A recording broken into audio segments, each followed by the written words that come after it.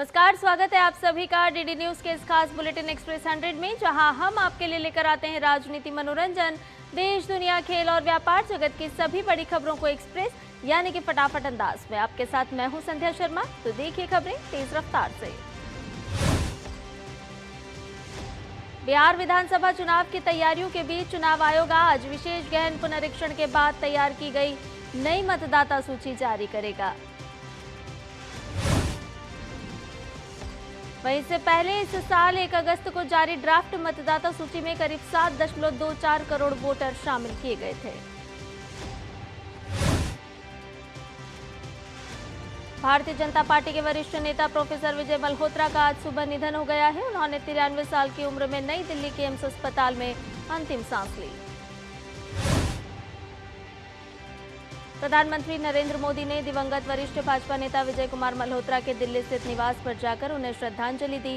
PM Modi ने उनके परिजनों से मुलाकात कर अपनी संवेदनाएं व्यक्त की।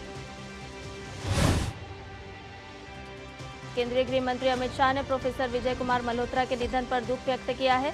उन्होंने कहा कि विजय कुमार मल्होत्रा जी ने हर भूमिका में देश और दिल्ली वासियों की सेवा की। मंत्री अमित शाह ने कहा कि शोक की इस घड़ी में पूरा भाजपा परिवार उनके परिजनों के साथ खड़ा है। ईश्वर दिवंगत आत्मा को अपने श्री चरणों में स्थान दे। दिल्ली की मुख्यमंत्री रेखा गुप्ता ने कहा कि एक स्वरूप जो दिल्ली का दिखाई देता है, उसमें विजय कुमार मल्होत्रा जी की बड़ी महत्वपूर्ण भूमिका रही। प्रधानमंत्री नरेंद्र मोदी कल राष्ट्रीय स्वयंसेवक संघ के शताब्दी समारोह में मुख्य अतिथि के रूप में भाग लेंगे। इस अवसर पर प्रधानमंत्री राष्ट्र के प्रति आरएसएस के योगदान को दर्शाने वाला एक विशेष रूप से डिजाइन किए गए स्मारक डाक टिकट और सिक्के को जारी करेंगे। देश भर में नवरात्र और दुर्गा पूजा पर उत्साह का माहौल है। राष्ट्रपति द्रौपदी मुर्मू ने दुर्गा पूजा के अवसर पर भारत और विदेशों में रहने वाले सभी भारतीयों को शुभकामनाएं दी हैं। अपने संदेश में राष्ट्रपति ने कहा कि दुर्गा पूजा का पावन पर्व हमारी संस्कृति, आस्था और आध्यात्मिक विरासत का प्रतीक है। प्रधानमंत्री नरेंद्र मोदी आज शाम दिल्ली के चित्तरंजन पार्क में आयोजित दुर्गा पूजा पंडाल में पूजा करेंगे। इसको लेकर स्थानीय लोगों में जबरदस्त उत्साह है। शारदीय नवरात्रि के 8वें दिन दिल्ली के छतरपुर मंदिर में भक्त दर्शन और पूजा के लिए पहुंच रहे हैं।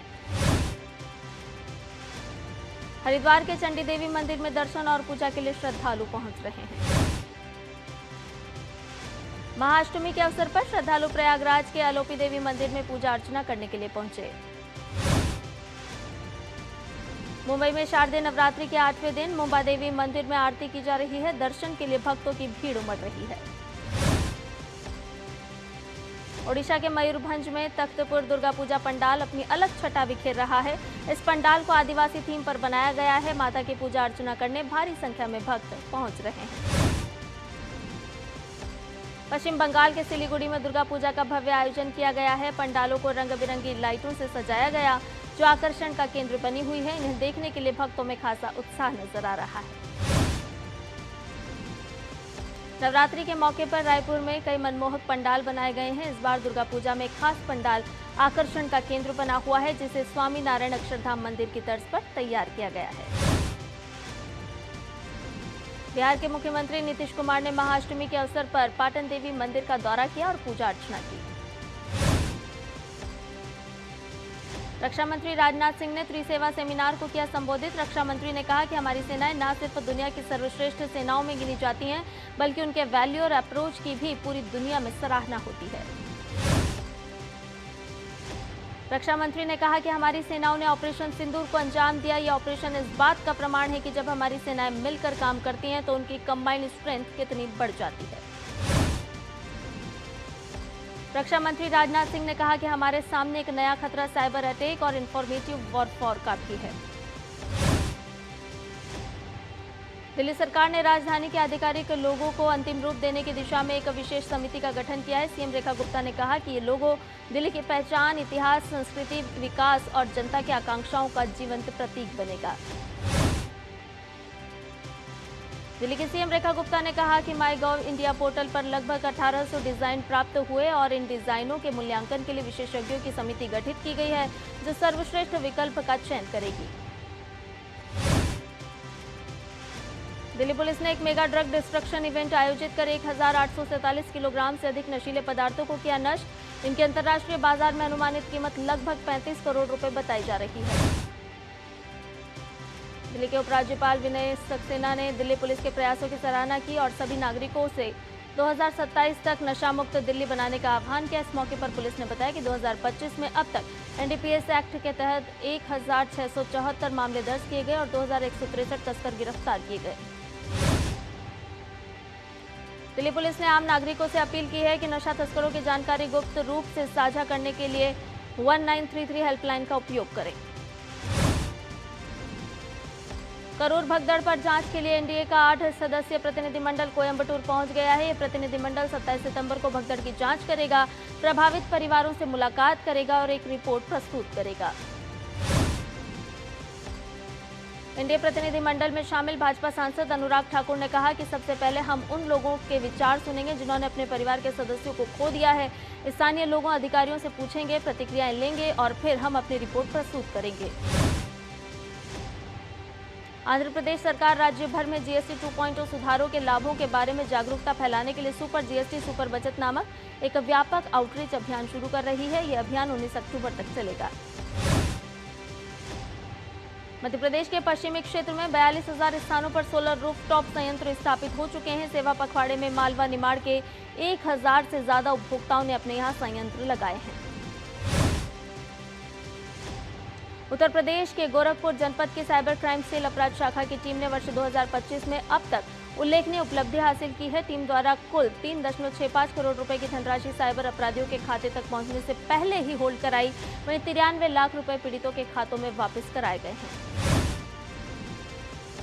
उत्तर प्रदेश सरकार ने हस्तशिल्पियों, उद्यमियों और कारीगरों को बड़ा मंच देने के लिए इस वर्ष दीपावली से पहले पूरे प्रदेश में स्वदेशी मेला आयोजित करने की घोषणा की है। एमएसएमई मंत्री राकेश सचान ने कहा कि इस बार राज्य के सभी 75 जिलों में लगभग 9 से 10 दिन का व्यापार मेला आयोजित होगा। केंद्रीय मत्स्य पालन सचिव डॉक्टर अभिलक्ष लिखी ने कहा कि सरकार जल्द ही समुद्री मछली पकड़ने की दुरुस्त निगरानी और रिकॉर्डिंग के लिए एक ऑनबोर्ड इलेक्ट्रॉनिक पर्यवेक्षक प्रणाली लेकर आएगी। महाराष्ट्र के कई अन्य जिलों में भारी बारिश के कारण किसानों के साथ साथ छात्रों को भी बड़ी समस्या का सामना करना पड़ रहा है। कक्षा 12वीं के छात्रों को परीक्षा आवेदन दाखिल करने में दिक्कतें आ रही थी, जिसे देखते हुए सरकार ने परीक्षा आवेदन फॉर्म भरने की अंतिम तिथि बढ़ाकर 20 अक्टूबर कर दी है। महाराष्ट्र के उप मुख्यमंत्री एकनाथ शिंदे ने कहा कि इससे हजारों छात्रों को राहत मिलेगी और वो बिना किसी बाधा के अपने परीक्षा फॉर्म समय पर भर पाएंगे। इस निर्णय से छात्रों की पढ़ाई प्रभावित नहीं होगी और अभिभावकों की चिंताएं भी कम होंगी।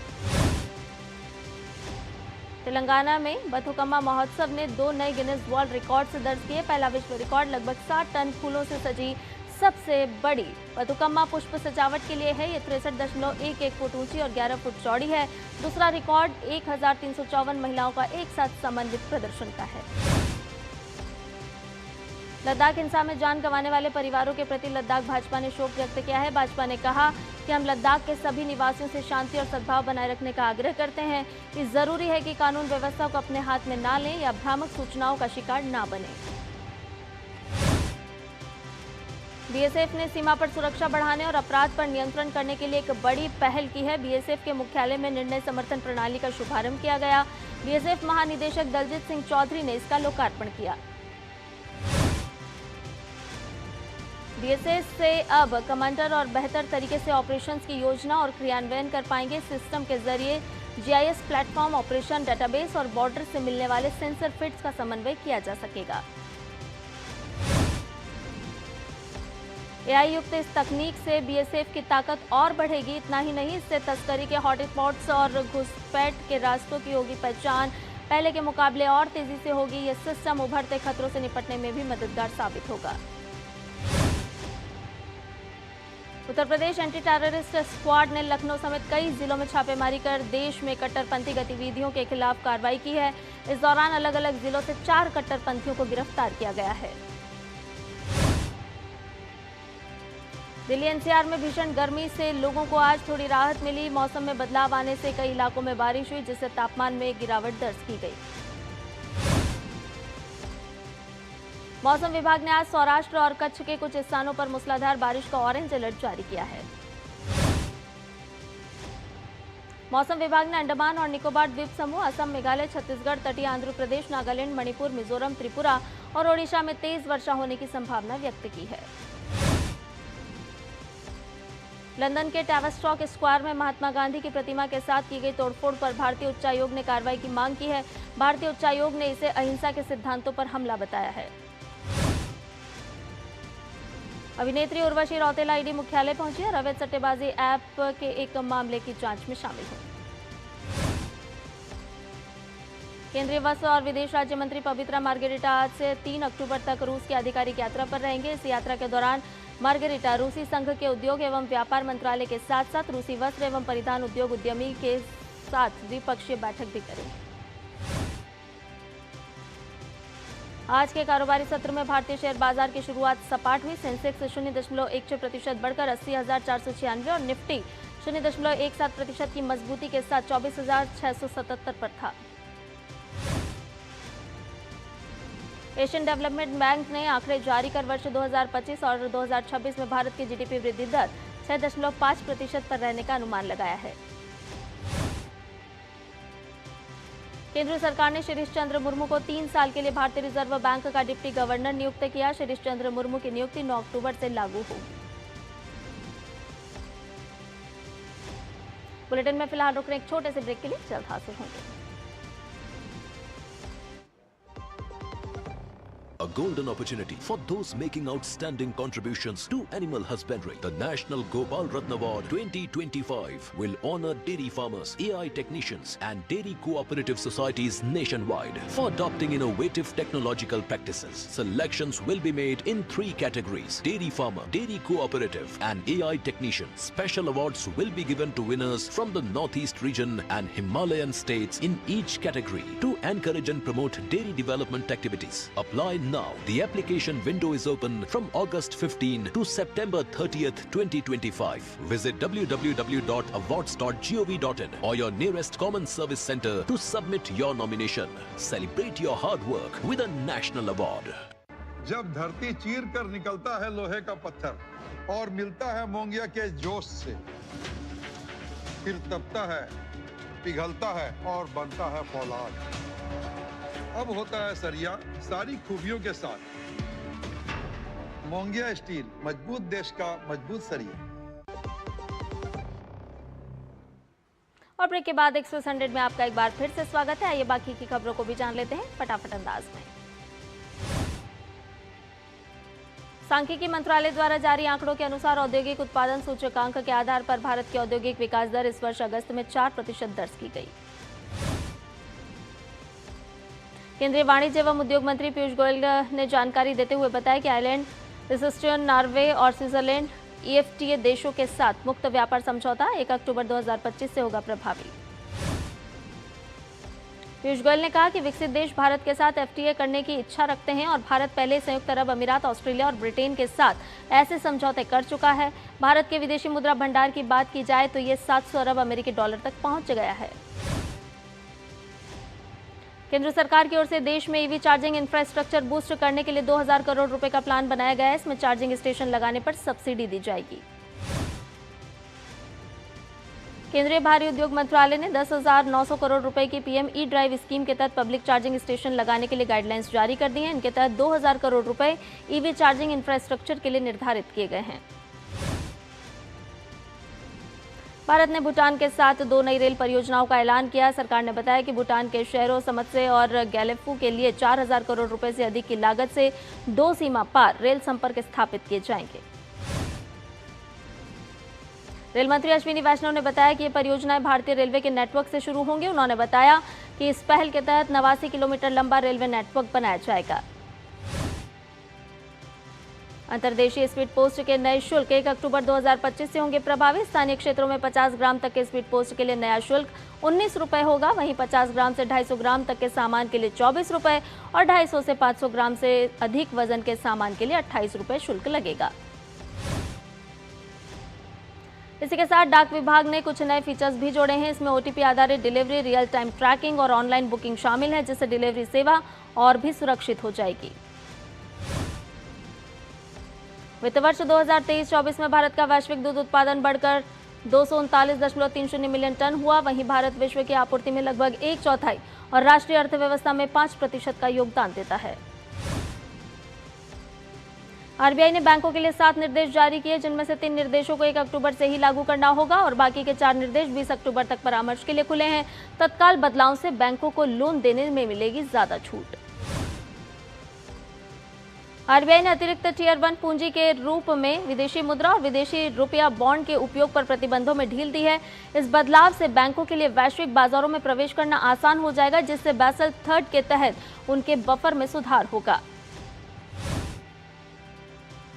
पंजाब के मुख्यमंत्री भगवंत मान ने पंजाब में आई भयावह बाढ़ से हुए नुकसान की भरपाई के लिए किसानों के लिए मदद की घोषणा की है। भगवंत मान ने कहा कि फसलों के नुकसान के लिए 20,000 रुपए प्रति एकड़, मवेशियों के नुकसान के लिए 37,500 रुपए और गाद निकालने के लिए 7,200 रुपए प्रति एकड़ दिए जाएंगे। जहाज निर्माता कंपनी ने सैमसंग हैवी इंडस्ट्रीज ने शिप बिल्डिंग और ऑफशोर इंजीनियरिंग के सहयोग के लिए भारत के स्वान डिफेंस एंड हैवी इंडस्ट्रीज के साथ साझेदारी की घोषणा की। जर्मनी की मशहूर एयरलाइन ग्रुप लुफ्थांसा ने 2030 तक अपने एडमिनिस्ट्रेटिव लेवल पर 4,000 कर्मचारियों की छंटनी करने की घोषणा की। टाटा कैपिटल लाने जा रहा है देश का सबसे बड़ा non banking financial company IPO. यह आईपीओ भारत के शेयर बाजार के इतिहास का चौथा सबसे बड़ा इशू होगा, जिसके शेयर की कीमत 310 से 326 रुपए प्रति शेयर तय की गई है। अमेरिकी राष्ट्रपति डोनाल्ड ट्रंप और इजरायली प्रधानमंत्री बेंजामिन नेतन्याहू के बीच व्हाइट हाउस में हुई बैठक में गाजा में जंग रोकने के लिए नए सीजफायर प्रस्ताव पर सहमति बनी। इसमें 20 सूत्रीय गाजा पीस प्लान को मंजूरी दी गई है। गाजा पीस प्लान के अनुसार सैन्य अभियानों को तुरंत समाप्त करने का प्रस्ताव दिया गया। इसके तहत हमास को 72 घंटे के भीतर 20 जीवित इजरायली बंधकों को रिहा करना होगा और इसके बदले में सैकड़ों गाजा वासियों को रिहा किया जाएगा जो इजरायल की जेलों में बंद हैं। ट्रंप ने इसे शांति के लिए एक ऐतिहासिक दिन बताया है। ट्रंप द्वारा गाजा में संघर्ष रोकने की पहल का प्रधानमंत्री नरेंद्र मोदी ने स्वागत किया है। पीएम मोदी ने एक्स पर पोस्ट कर कहा कि हम राष्ट्रपति डोनाल्ड जी ट्रंप द्वारा गाजा संघर्ष को समाप्त करने के लिए एक व्यापक योजना की घोषणा का स्वागत करते हैं। यह फिलिस्तीनी और इजरायली लोगों के साथ साथ व्यापक पश्चिमी एशिया क्षेत्र के लिए दीर्घकालिक और स्थायी शांति, सुरक्षा और विकास का एक व्यवहार्य मार्ग प्रदान करेगी। हमें उम्मीद है कि सभी संबंधित पक्ष राष्ट्रपति ट्रंप की पहल के पीछे एकजुट होंगे और संघर्ष को समाप्त करने और शांति सुनिश्चित करने के इस प्रयास का समर्थन करेंगे। हुती विद्रोहियों ने अदन की खाड़ी में डच के कार्गो जहाज मिनवार ग्राफ्ट पर किया हमला, जिससे जहाज में भीषण आग लग गई और शिप अदन की खाड़ी में बह गया। इस हमले में 2 नाविक के घायल होने की भी जानकारी सामने आई है।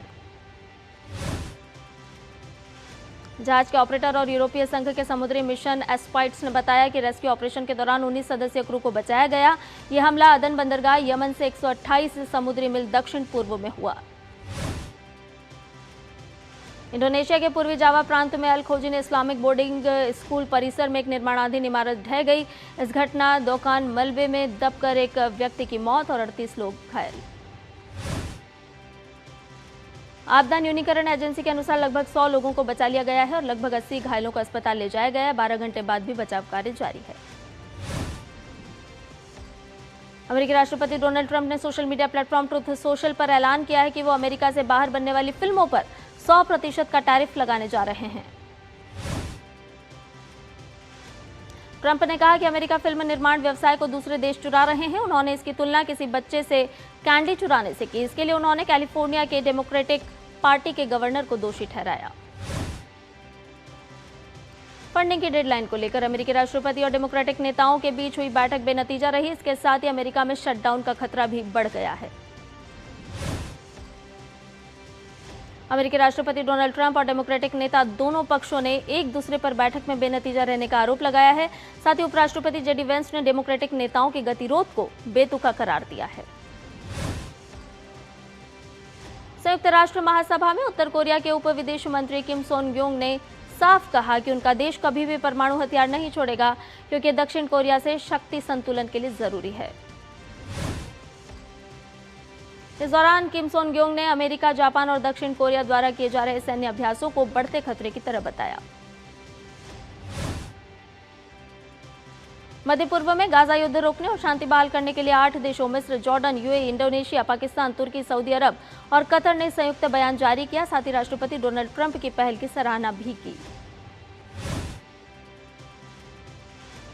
मेडागास्कर में पानी और बिजली की किल्लत के खिलाफ शुरू हुआ युवा आंदोलन बना बड़ा राजनीतिक संकट। संयुक्त राष्ट्र मानवाधिकार कार्यालय के मुताबिक इस आंदोलन में अब तक 22 लोगों की मौत और 100 से ज्यादा घायल।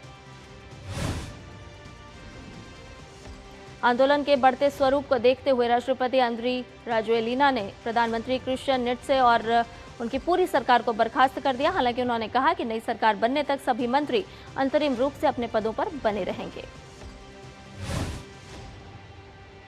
पाकिस्तान के कब्जे वाले कश्मीर में पाकिस्तान सरकार के खिलाफ हिंसक विरोध प्रदर्शन और पूर्ण बंद का दौर जारी। वहीं विरोध प्रदर्शन के दौरान सुरक्षा बलों के साथ झड़पों में 3 लोगों की मौत और 1 दर्जन से ज्यादा लोग घायल। महिला 1 दिवसीय क्रिकेट विश्व कप आज से शुरू हो रहा है। इसकी मेजबानी भारत और श्रीलंका कर रहे हैं। आज पहला मैच भारत और श्रीलंका के बीच गुवाहाटी में दोपहर 3 बजे से खेला जाएगा। वनडे विश्व कप में हिस्सा लेने वाली ये सबसे मजबूत भारतीय टीम नजर आ रही है। भारतीय टीम 2 बार विश्व कप के फाइनल में पहुंची है, लेकिन भारत को दोनों बार विश्व कप फाइनल में हार मिली है। गुवाहाटी का एसीए स्टेडियम पहली बार क्रिकेट विश्व कप मैच की मेजबानी करने जा रहा है। इस स्टेडियम में महिला क्रिकेट विश्व कप 2025 के 5 मुकाबले खेले जाएंगे। क्रिकेट विश्व कप के पहले मैच को लेकर स्थानीय क्रिकेट प्रशंसकों में काफी उत्साह है। बीसीसीआई सचिव देवजीत सैकिया ने कहा है कि गुवाहाटी में महिला क्रिकेट विश्व कप के मुकाबलों का आयोजन क्षेत्र में महिला क्रिकेट की लोकप्रियता को और बढ़ाएगा। एशिया कप फाइनल के बाद पुरस्कार समारोह में हुए विवाद पर बीसीसीआई सचिव देवजीत सैकिया ने डीडी न्यूज से कहा कि जल्द ही ट्रॉफी और पदक भारतीय टीम के पास होंगे। विश्व कप के उद्घाटन मैच में भी जुबिन गर्ग को श्रद्धांजलि दी जाएगी। महिला विश्व कप के उद्घाटन समारोह में 1975 से भारतीय महिला क्रिकेट टीम की कप्तानी करने वाली खिलाड़ियों को भी सम्मानित किया जाएगा। भारतीय क्रिकेट टीम के टी20 कप्तान सूर्यकुमार यादव का उनके मुंबई स्थित घर पहुंचने पर भव्य स्वागत किया गया। एशिया कप फाइनल मुकाबले के हीरो रहे सलामी बल्लेबाज तिलक वर्मा का भी एयरपोर्ट पहुंचने पर जबरदस्त स्वागत हुआ। टीम इंडिया के हेड कोच गौतम गंभीर भी स्वदेश लौट आए हैं। टीम के अन्य सदस्यों का देश के अलग अलग अपने अपने शहरों में पहुंचने का सिलसिला जारी है। भारतीय क्रिकेट टीम के कप्तान सूर्यकुमार यादव ने कहा कि जब देश का नेतृत्व आपके साथ हो तो अच्छा लगता है। नई दिल्ली में चल रही विश्व पैरा एथलेटिक्स चैंपियनशिप में पुरुषों की भाला फेंक F46 स्पर्धा में रिंकू सिंह ने स्वर्ण और सुंदर सिंह गुर्जर ने रजत पदक जीता। विश्व पैरा एथलेटिक्स चैंपियनशिप में भारत का लगातार शानदार प्रदर्शन है जारी। पदक तालिका में भारत 2 स्वर्ण सहित कुल 5 पदक जीतकर छठे स्थान पर है।